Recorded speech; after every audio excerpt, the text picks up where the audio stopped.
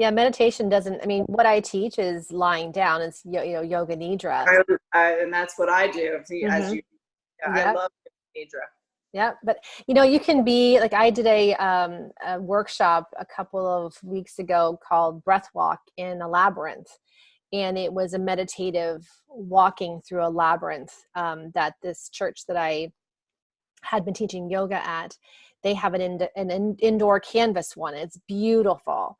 So Mm. I took the participants through an experience of working with breath, timing breath with their pace, with steps. So if you were thinking about, let's just say you're doing a four count inhalation, that's 4 steps forward.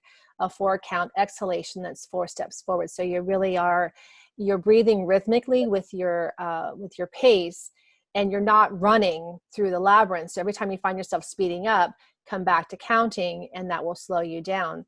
And then I used some character strengths as intentions to build that off with. So as you got used to walking at that certain pace, and if you found your mind starting to drift, come back to the intention that would be a positive reinforcement of that character strength that you were working on for that particular day. But like you said, it could be happening with your bicycle. You could be out going for a run, because it's giving your mind the separation from the emotional attachment to your thoughts. And in that space, for me, that's where peace exists. That's where silence and stillness exists. I'm thinking, and I know that I'm thinking, but I'm not attached to my thoughts. I'm not being dragged off. I'm able to stay present with my body. And that's what I have learned, I think. Well, not just that I think, but I really feel that's been the greatest gift of meditation that I have received from not just practicing yoga nidra, but teaching it too. You mentioned breath work is so, that was one of my biggest takeaways in my training, the I Am Yoga training. Mm-hmm. After I left, I thought, okay, what was my biggest takeaways? I had no idea how much I held my breath. And, it's the first thing you do when you come into this life. It's the last thing you do when you leave this life. And, when I started learning how to consciously breathe, and regulate, and I'm going to try your exercise that you just mentioned this afternoon when I go on a walk, because there are so many amazing, valuable exercises like this that do make a difference, and it's experiential, so we can talk about it, but if you don't try it and experience it yourself, it's very hard to understand. But I know that breath work is important for me. It's important for everyone, really. Mm-hmm. But it gets you back into your body, and it centers you, and it's free. Anything, it's free. It is free medication. That's fun. I mean, there are just so many things that we can utilize right now that we don't have to go to a pharmacy. Even just through my cancer chapter, I was never afraid. No, you were not. That you were so grounded through all that. I was, and the moment I got the call saying it was cancer, it didn't surprise me because it was in my family, and there was a part of me that kind of always thought that might be a possibility.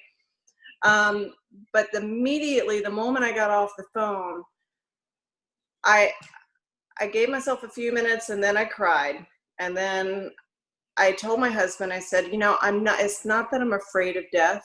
It's just, and I immediately jumped into using my tools. Okay, what is the fear behind this? Mm-hmm. Okay, my fear is pain. Okay, what do I have control over? So I set up, I had 3 weeks before my surgery, I set up everything that I could do to create a comfortable environment for myself, and used a couple blogs I had read from previous people who had the surgeries. Were you home by yourself when all this was going on? I know I talked to on the telephone. No, it happened. I got the diagnosis 5 days after Johannes got home. We managed to get everything done in time for him to go back on his time. And then my mom came for a week, and I did need her for that week. And then after she left, I was good. But, you know, the thing is I had done everything I had control over, and then I just had to trust that everything else was going to work out, and it did. And, you know, my imagery, you know how you talk about your, you know, you like a visual. My visual of an adventure was an Indiana Jones movie. I think it was The Last Temple of Doom, because what does every adventure movie have in it? It has fear. It has a sense of danger, not knowing what's around the corner, a little bit of mysticism, a little romance, a little romance. And I will tell you that that chapter definitely, you know, my husband and I were doing very well in our marriage at the time, but it brought us even closer because we were on this adventure together. And so, you know, and I think now just us moving through that and working as a team, we were able to now just approach this of not knowing if he's going to be going back to a ship right now. And neither one of us are really, we'll see what happens. So we're just going to, like I said, I keep saying, go with the flow, because that's all we can do. Yep. So yeah, so it's a new adventure, and it's scary, and we don't know what's around the corner. And, you know, if you allow for it, there might be a little sense of mysticism in there, and make it fun, you know, get creative, because it may lead you to your next purpose. That's right. I would never have thought in a million billion years that I would end up teaching meditation or talking about meditation. Girl, I am excited or passionate about it. I mean, I had no idea when I stood on stage and it opened shows and closed shows and told jokes and hosted tables and trivia and vegetable carving and cheese fondue and napkin folding, wine tasting. I had no idea that I would ever end up teaching meditation. But, you know, once I was able to integrate, talk about changing language. If I could change the language of meditation and the science of yoga and integrate it into a corporate culture for 5 years, I can do it like this.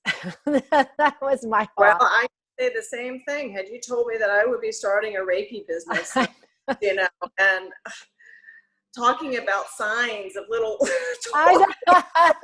two, it's like, really? But it's what I've experienced, and it's worked for me, and it's helped me move to the next level of freedom and enjoying my life and being in gratitude. And so why not?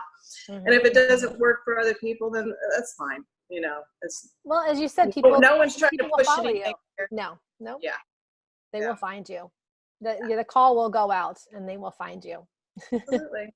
So, hey, it's been so much fun. We got to do this. Know. It was awesome. Thank you so much for being my first official guest on the Captain's Table Conversations. Thank you for joining me for today's Captain's Table Conversations with Yvette. Stay tuned for more, and be sure to like, share, and subscribe.